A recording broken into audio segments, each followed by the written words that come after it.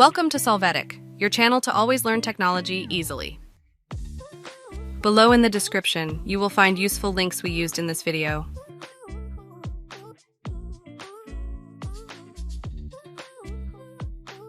Today in Solvetic, we will see how to center cover page in Word. Let's open the Word document. There, click Center so that the text on the cover is centered. Now from the Layout menu, click on Page Setup.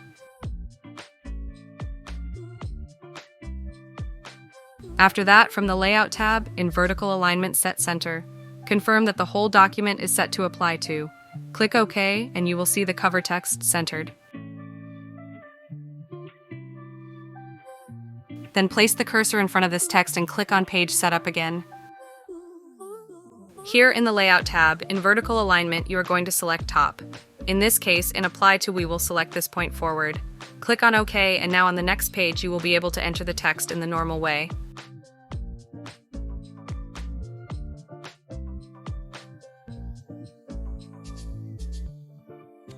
Hey, remember to subscribe Solvetic channel.